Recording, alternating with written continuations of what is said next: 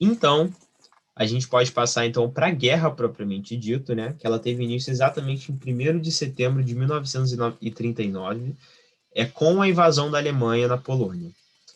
A Alemanha acordou e falou: vou invadir ali a Polônia, e é isso. Foi o start para a guerra, né?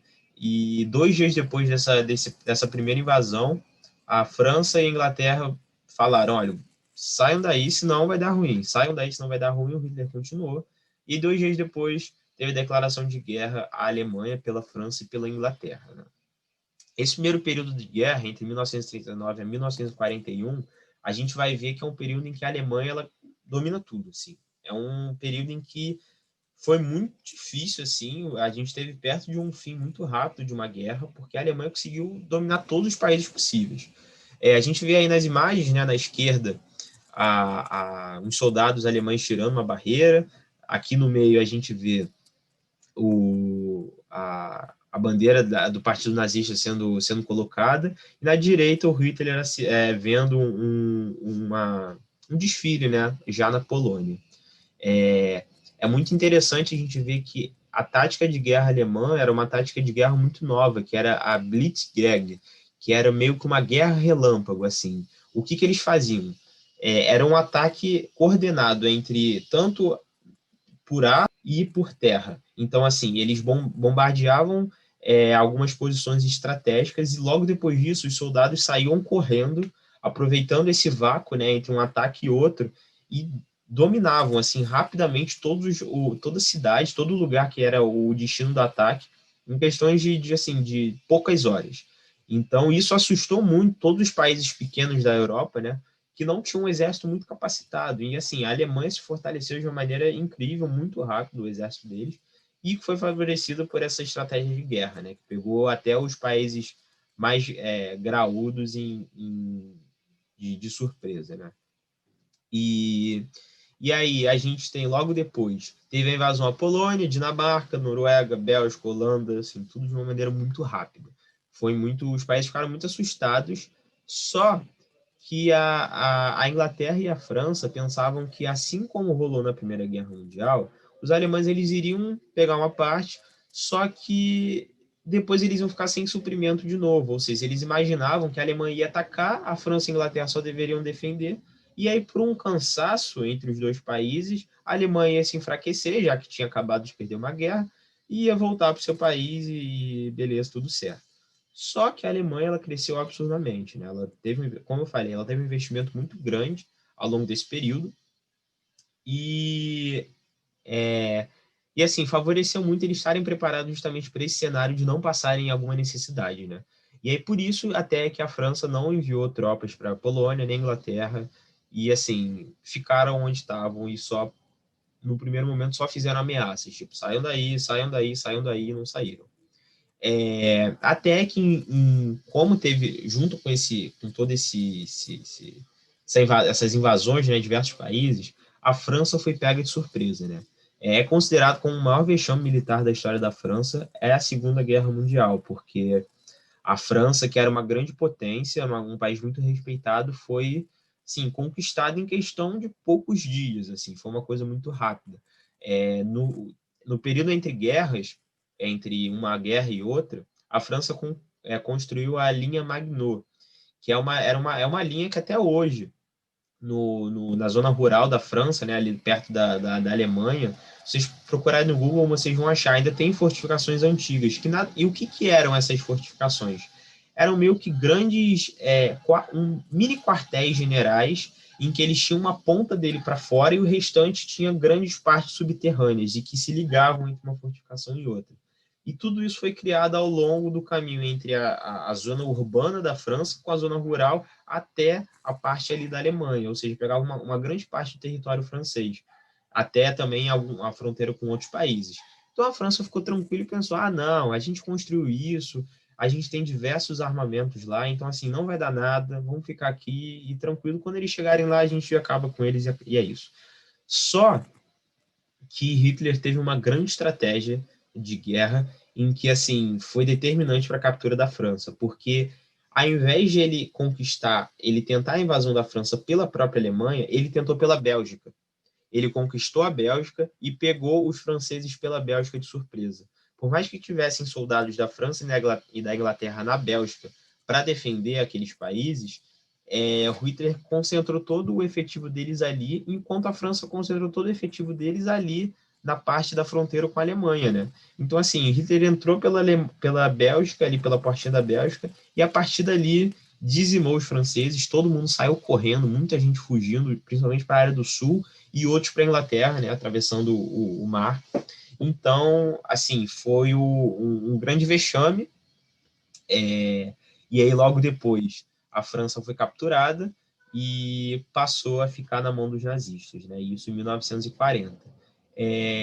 O mais interessante, o que mostra muito esse contexto, o contexto que eu falei para vocês lá no começo, de um sentimento de revanche da Alemanha, ele é claramente demonstrado numa só situação.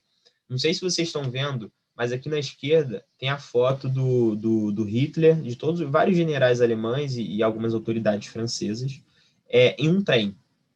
E aí, o que o Hitler fez questão? Quando a França levantou bandeira branca e quis um acordo de paz, o Hitler só negociou ele se ele pudesse, com uma condição. A condição seria que ele fosse assinado, discutido dentro do mesmo trem que foi assinado o acordo de rendição da Alemanha na Primeira Guerra Mundial.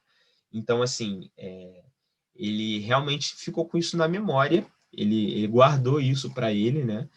Tudo que eles passaram, tudo que a Alemanha passou na Primeira Guerra Mundial. O interessante é que esse vagão de trem ele estava num museu, né? Porque era uma peça histórica e tudo mais, e os franceses tiveram que tirar do museu e arrastar ele por vários quilômetros. E aí ele foi assinado na floresta de Compiègne, sei lá, desculpa, a gente não sei falar francês, então é isso. Mas e aí, assim, uma grande humilhação para a própria França e uma demonstração de vitória para os alemães, porque uma revanche eles conseguiram. E aí, a França ela foi dividida em 3 partes. O primeiro território, que era mais ao norte, que era onde tinha as principais cidades, Paris, as regiões industriais e a costa por o Atlântico, elas ficaram em posse da Alemanha. A Alemanha nazista controlava tudo ali. Mais ao centro ficava uma área de influência ali, em que eram mais de simpatizantes ali dos nazistas, e era uma administração mais civil, assim. E aí mais no sul foi dado a parte para o governo francês. E aí ficou como capital da França por esse período a cidade de Vichy. E aí até onde a gente tem o período em que a gente tem a França de Vichy. Se vocês procurarem, é bastante famoso por conta disso, né?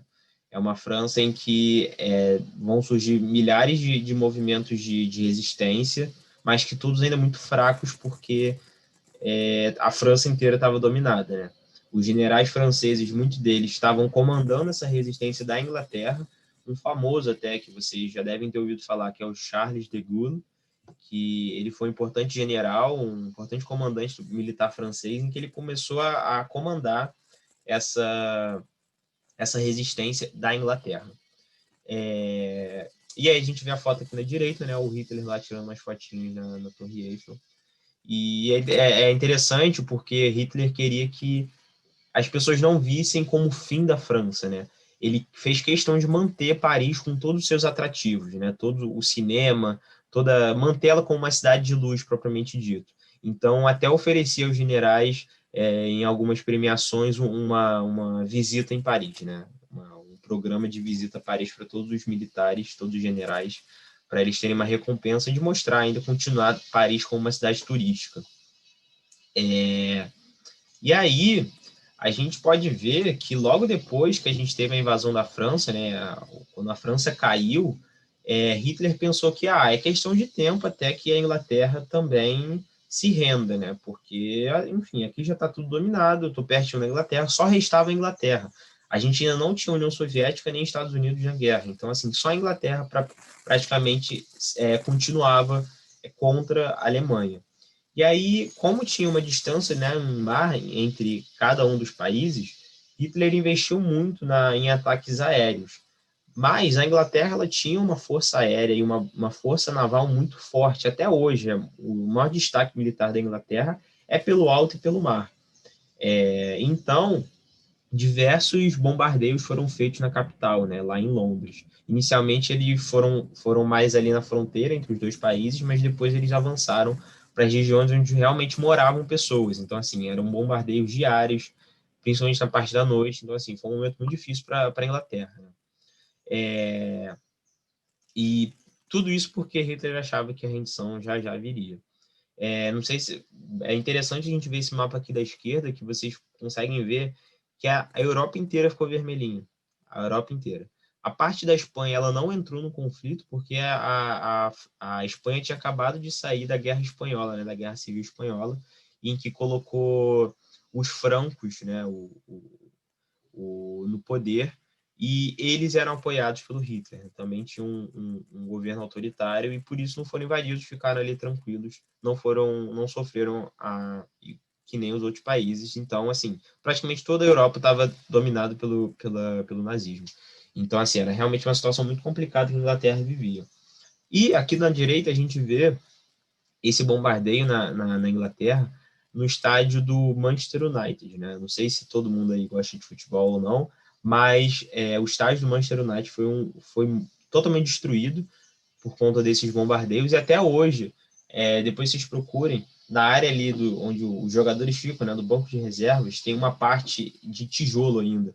E assim, falam que aquela foi uma das poucas partes que ainda restaram de pé dos bombardeios, né? Então, por isso que ainda mantém lá por conta dessa resistência. Então, assim, para vocês verem como a Inglaterra ficou realmente destruída, né? E aí, nesse período, a gente tem também a posse do primeiro-ministro inglês, o Churchill, que foi assim, a figura dele foi uma das determinantes para a vitória dos aliados na guerra, porque ele era uma figura que já tinha experiência, já tinha lutado a Primeira Guerra Mundial e era muito forte. Foi a segunda passagem dele como primeiro-ministro da Inglaterra. E ele teve um discurso muito emocionante em que ele fala que lutaremos nas terras, lutaremos nos mares, lutaremos no ar. Então, assim, e que não desistiremos, assim, um discurso diretamente para o Hitler, que achava que a Inglaterra ia se render, e ele falou, não, a gente não vai se render. E aí a gente pode ver que um pouquinho depois o Hitler ficou muito animado, né? Pô, a gente conquistou a França muito rápido, a Inglaterra a gente está bombardeando, a Europa toda é nossa. E aí começa um dos primeiros erros de Hitler, que foi o quê? Foi justamente lançar a Operação Barbarossa, que é a operação que em que a Alemanha invade a União Soviética. Isso em 1941. Ou seja, aquele pacto, né, o pacto de não agressão entre os dois países, o Ribbentrop-Molotov, ele caiu por terra em pouco tempo, né? Porque logo depois das conquistas no lado do Ocidente, Hitler vai lá e invade a União Soviética. E é importante lembrar que tem uma motivação um pouco óbvia, né? Ele assinou esse pacto justamente para evitar uma guerra em dois lados. Então, assim, já que ele conquistou um lado, tinham poucas coisas ainda restando, ele poderia se concentrar para o outro lado, até porque ele tinha um desejo, né, de conquistar também algum lado ali da União Soviética. Até porque eram dois comandantes de temperamento muito forte, né, tanto Hitler quanto Stalin. E aí isso se dá muito com a euforia do Hitler. Ele fala, pô, a gente já ganhou lá, vamos ganhar tudo, é isso, tudo nosso. E de fato, o primeiro momento assim da operação foi uma operação a princípio sucedida, porque ele conseguiu grandes territórios da União Soviética. Ele chegou muito perto de Moscou, a capital, só que, e aí a história ela se repete, né? Parece que ela se repete, o Hitler não contou com um importante ponto, que era justamente o inverno russo. O inverno russo que castigou Napoleão, né, nas conquistas napoleônicas, também castigou Hitler e o seu exército. Alguns generais alemães, eles até estavam indicando para o Hitler, não, vamos esperar o inverno passar, que aí a gente faz isso, porque eles teriam um tempo muito maior para conquistar um território tão grande, né? mas o Hitler insistiu em fazer isso o mais rápido possível e pegou o inverno russo com temperaturas baixíssimas. Os soldados não estavam preparados para isso. Os tanques de guerra todos estavam atolando na neve, não também tinham capacidade de andar livremente pelo território. E foi muito complicado, porque isso influenciou no abastecimento das tropas, na própria tática, né, de guerra, por conta de um frio avassalador. E aí, o que é importante, como a União Soviética, como eu falei para vocês lá um pouco mais cedo, que a União Soviética tinha o interesse de assinar o pacto porque ainda não tinha um exército preparado, o início dessa invasão ela foi bem sucedida pela Alemanha porque o exército da União Soviética ainda não era muito forte.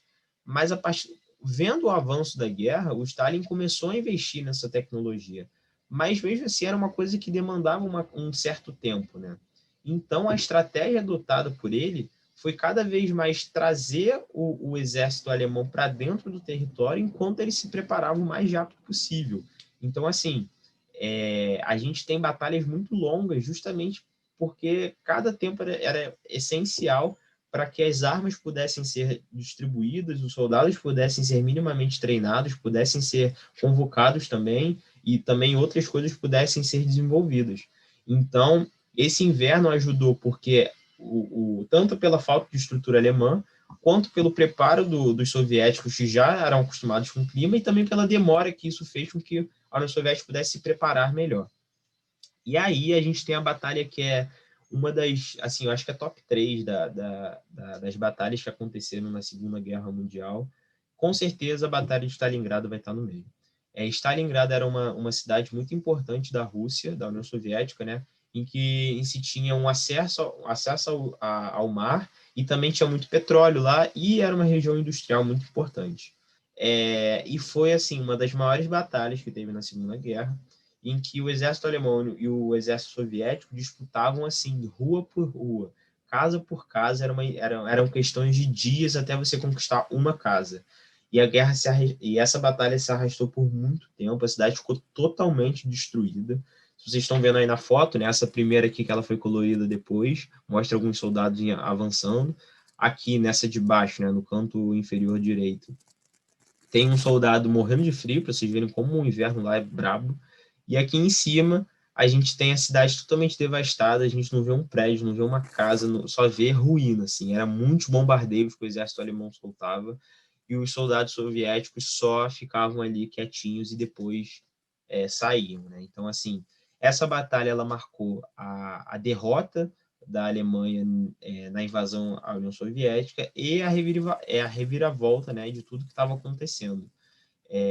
Porque a partir desse momento o exército russo ele consegue empurrar a Alemanha de volta para o território dela, né, e meio que supera essa invasão e acaba ganhando toda essa tudo o que aconteceu e saiu vencedor dessa operação.